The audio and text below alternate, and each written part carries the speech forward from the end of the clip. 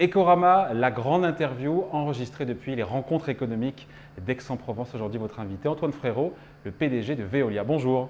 Bonjour. Merci d'être là avec nous. Alors, vous avez participé à une conférence sur les nouveaux paradigmes de la croissance. Est-ce que vous croyez vraiment, Antoine Frérot, qu'on fera, après la crise, du business différemment? Il y aura un avant ou un après, ou est-ce que c'est très conceptuel, ça? Il y aura nécessairement une forme de croissance nouvelle. Et quand on parle de croissance nouvelle, tout de suite on pense au moins à deux axes. Une croissance plus humaine, c'est-à-dire plus inclusive, qui laisse moins de gens ou de pays sur le côté. Et puis bien sûr, on pense aussi à une croissance plus verte, c'est-à-dire à une économie qui est tirée par les solutions qui vont permettre de réussir la transformation écologique. Autant la croissance verte, on arrive bien à comprendre, il y a un plan de relance qui est fléché, il y a une transition énergétique qu'il faut réussir, autant la croissance inclusive, au-delà de l'expression qui mettra tout le monde d'accord, comment on la matérialise? Eh bien, on fait en sorte que les entreprises… C'est le rôle de qui? Des entreprises d'abord? Aussi des entreprises, dès lors qu'elles s'occupent de toutes leurs parties prenantes, de leurs clients, de leurs salariés, de la société, des générations futures. Les entreprises, par exemple, elles ont un rôle important dans la formation professionnelle, dans le fait d'accompagner leurs salariés sur les nouvelles techniques, sur le fait qu'elles restent au meilleur niveau pendant toute leur vie professionnelle. Et elles ont aussi un rôle pour mettre le pied à l'étrier des jeunes par l'alternance, par exemple. Donc une croissance inclusive, c'est une économie qui veille à prendre soin de tous ceux qui s'engagent avec les entreprises. Au-delà de la rentabilité, au-delà de la profitabilité, au-delà des marges. Parce que le point de départ… Au même niveau, avec le même degré d'exigence pour l'ensemble de ces publics, et pas seulement un seul de ces publics. Et ce que ça veut dire, croissance plus verte, d'une part, croissance plus humaine, d'autre part, c'est que les entreprises doivent s'occuper aussi des externalités négatives que le développement économique peut créer. Et c'est sans doute dans ce sens-là que la croissance s'orientera à l'avenir. Elles ont été à la hauteur ou pas, puisqu'on parle de la crise, Antoine Frérot? Les entreprises, elles ont été à la hauteur dans cette crise pour vous? Difficile de mettre tout le monde dans le même panier. Et est-ce que, quelque part aussi, l'image des entreprises, est-ce qu'elle a évolué dans cette crise? Est-ce que les entreprises au global ont protégé vraiment leurs salariés? Parce que derrière, il y avait l'État avec le chômage partiel aussi. Hein. Bon. Oui, je pense que d'ailleurs la population, dans sa majorité, reconnaît que les entreprises ont été à la hauteur. Les gouvernements aussi d'ailleurs, hein, mais les entreprises également. Et pour Veolia, par exemple, prenons cet exemple-là, nous avions deux grandes exigences. Tout d'abord, maintenir tous nos services essentiels, nécessaires à la vie des populations. La distribution d'eau, le traitement des eaux usées, la collecte des déchets. Donc nous avons maintenu partout dans le monde tous nos services. Et puis la deuxième exigence, c'était de protéger nos salariés. Protéger tous nos salariés et protéger leurs familles. Et cela, je pense qu'ils l'ont bien perçu.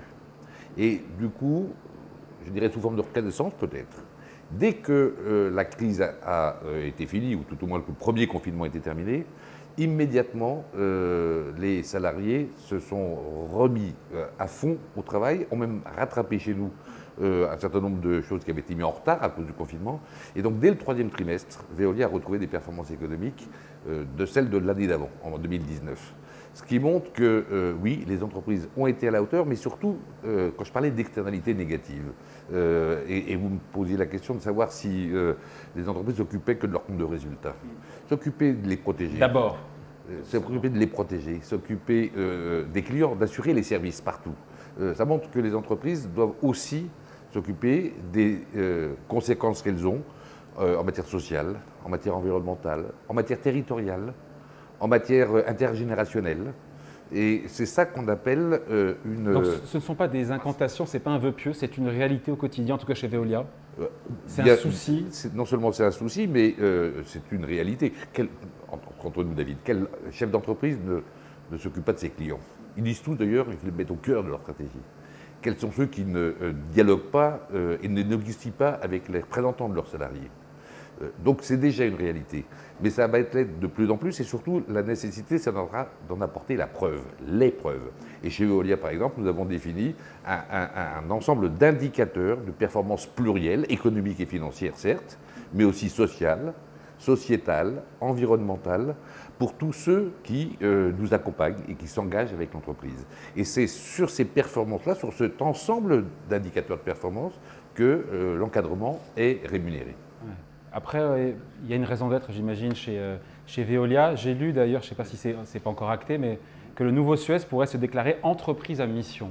On pourrait imaginer un jour Veolia, entreprise à mission, en mettant dans ses statuts justement sa raison d'être, avec toutes les implications que ça engendre. Alors justement, partant de crise et projeté brutalement dans un espace tout à fait inédit, comme toutes les entreprises, le fait d'avoir une boussole, de savoir où nous voulons emmener cette entreprise, la fameuse raison d'être, qui explique à quoi l'entreprise est utile, à qui elle est utile et pourquoi elle est utile. Ça nous a beaucoup servi pendant la crise. Et bien évidemment, cette raison d'être, donc, elle a été publiée, elle a été présentée aux actionnaires pendant l'Assemblée générale. Peut-être qu'un jour, elle... Vous ne fermez pas la porte à être une entreprise à mission? Pourquoi pas? Pourquoi pas? Pour l'instant, ce n'est pas nécessaire, mais pourquoi pas? Bon. Qu'est-ce que la crise a fondamentalement changé, Antoine Frérot, chez Veolia? Qu'est-ce qu'elle vous a appris en tant qu'homme, en tant que capitaine d'industrie? Et je ne sais pas, est-ce qu'il y a eu des moments où vous avez douté? Pas du tout. Je ne sais pas, comment vous l'avez vécu maintenant qu'on a un peu de recul et qu'on semble aller vers la sortie, encore qu'on pourra parler du variant Delta qui pose de bon nombre de questions. Comme la crise nous a projetés dans un univers totalement inédit, ce qu'elle a révélé, c'est d'une part un formidable souci de solidarité entre tous ceux qui la font vivre, cette entreprise. J'ai parlé tout à l'heure des maintenir à toute force tous les services essentiels partout dans le monde, protéger les salariés, montre une forme de solidarité auquel on était sans doute moins habitués. Et encore une fois, ce qu'elle a montré, c'est que ceux qui savent à quoi ils sont utiles, pourquoi cette entreprise elle existe, à qui elle a donné du sens aux collaborateurs. Elle a donné du sens aux collaborateurs et à l'ensemble des parties prenantes, y compris les clients. Et nos salariés sont ceux qu'on a appelés la deuxième ligne, après les médecins.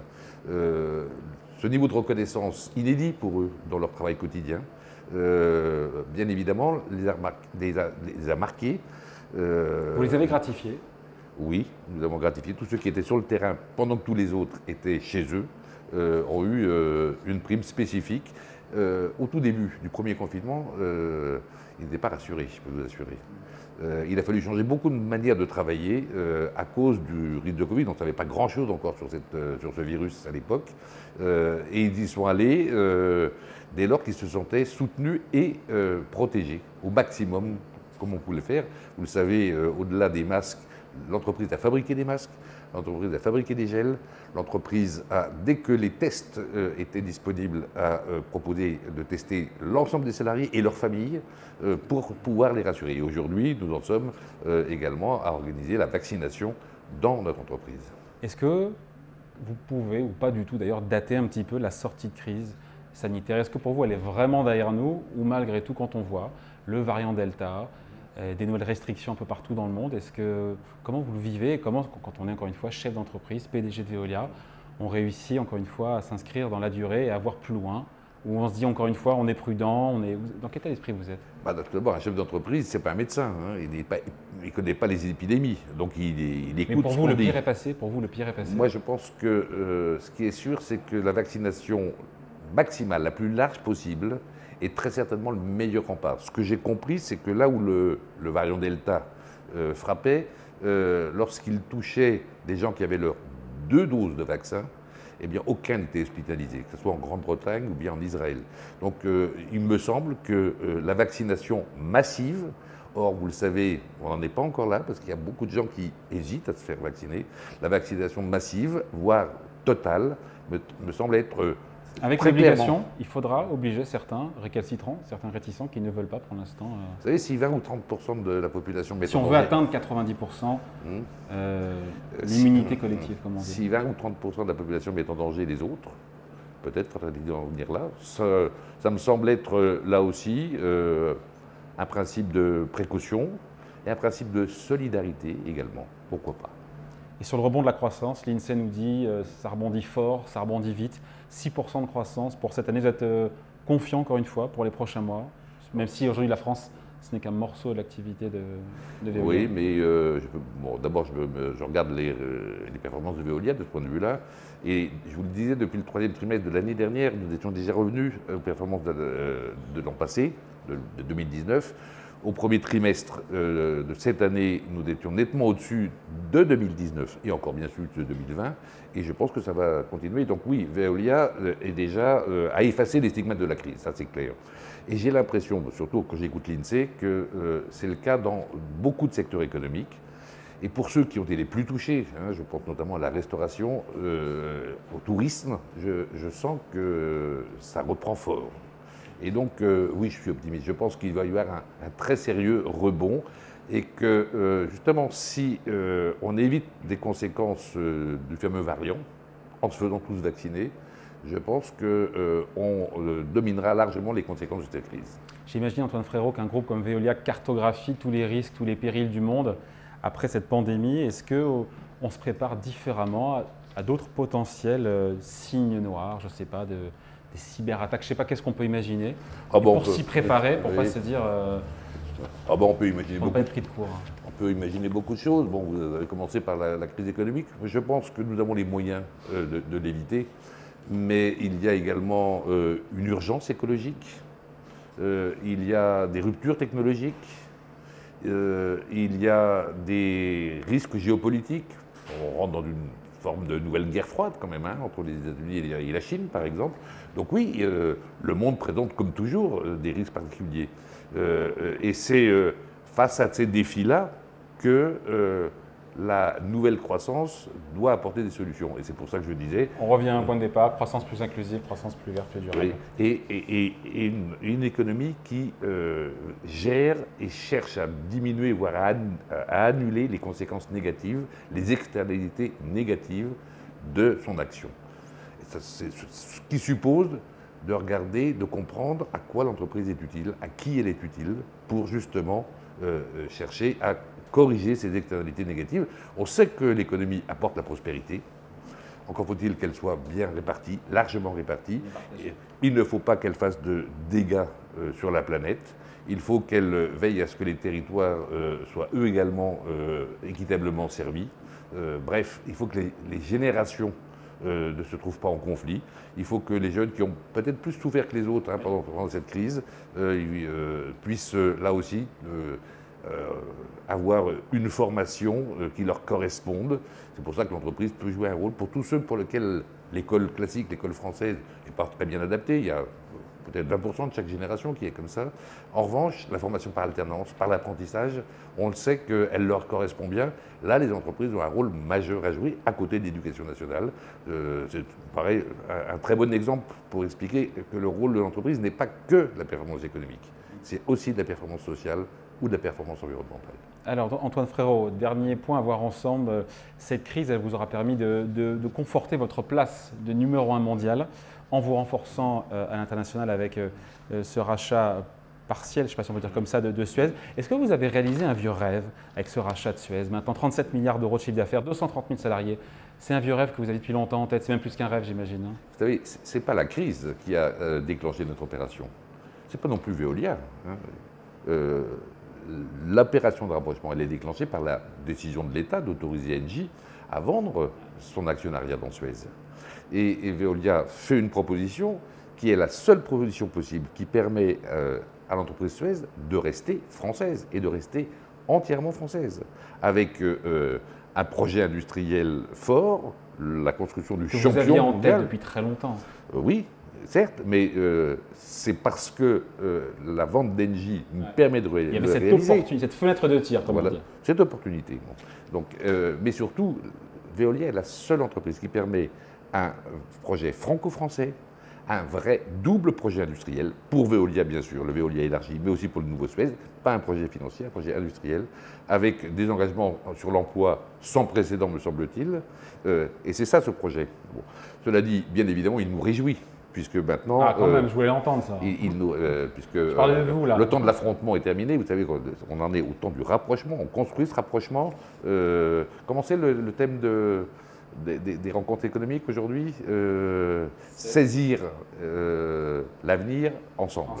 Eh bien, Veolia et Suez en sont là, saisir l'avenir ensemble. Le rapprochement opérationnel entre les équipes de Suez et Veolia, c'est prévu pour quand? Eh bien, ça a commencé. Ça a commencé. Ça a commencé. Vous savez que notre projet, c'est de mixer des équipes de manière équitable, de manière objective, à tous les niveaux de l'entreprise. On embarque tout le monde, il n'y aura pas des têtes qui vont tomber Non, et on embarque tous ceux qui veulent venir. Bon, venir. Et d'ailleurs, tant Veolia que ceux qui vont reprendre le nouveau Suez se sont engagés à ce qu'il y ait de la place pour tout le monde. Et là, les contacts ont commencé, ont démarré, et dès la rentrée, déjà un certain nombre de constitutions d'équipes mixées sera en tous les cas sur la table. En attendant, il y a ce verdict de l'antitrust qui est censé tomber cet été. Ce sera sans doute cet été, ou vous savez que la Commission européenne est fermée au mois d'août, bon, donc ça pourrait être au début septembre. Oui. Bon. Est-ce que vous redoutez, et cette question évidemment vous l'imaginez, c'est que les autorités de la concurrence européenne vous exigent de Veolia plus de cessions pour autoriser la fusion, plus de cessions que ce que vous avez envie de faire aujourd'hui? C'est un risque que vous avez, j'imagine, quantifié. Oui, mais je pense que ce risque est faible. En tous les cas, ce qu'il demande. Dans les échanges que vous avez avec la Commission? Parce que nous avons pris les devants. Nous avons accepté, vous le savez sans doute, que non seulement l'activité d'eau en France, mais l'activité des déchets solides soit dans le nouveau Suez. Bon. C'était en France, essentiellement, très largement, que les problèmes de concurrence se posaient. Hors de France, les deux entreprises sont assez complémentaires. Il y a très peu de recouvrement. Donc, ayant, pour la France, mis en place une solution qui préserve complètement la concurrence et qui même, sans doute, l'accroîtra dans le futur, que je n'attends pas de difficulté avec la Commission de la concurrence européenne. Il y aura peut-être quelques petits réglages marginaux, mineurs, que nous pourrons facilement accepter. Donc, lancement formel de l'OPA, Antoine Frérot, si tout se passe bien, on reste sur le calendrier, à savoir octobre, c'est ça? Oui, fin octobre sans doute, pour 5 semaines plus tard, clore notre opération de rapprochement. Et donc retrait de la cote de Suez, ça nous mène en début 2022? Oui, sans doute janvier par exemple, oui, tout à fait, début 2022, c'est parfait. Vous êtes un homme heureux? On finit là-dessus. Vous êtes heureux oui, ou pas? je vous l'ai dit, ça nous réjouit. Mais c'était important de réussir. Non, parce que c'était quand même, pardon, journalistiquement, ça a été un feuilleton absolument incroyable. Vous le savez, à la fois guérilla, médiatique, judiciaire, politique. Enfin, c'est un truc comme il faudra en faire un documentaire d'ailleurs, je pense. Mais bien évidemment, ça nous réjouit chez Veolia, le fait que cette opéra réussisse.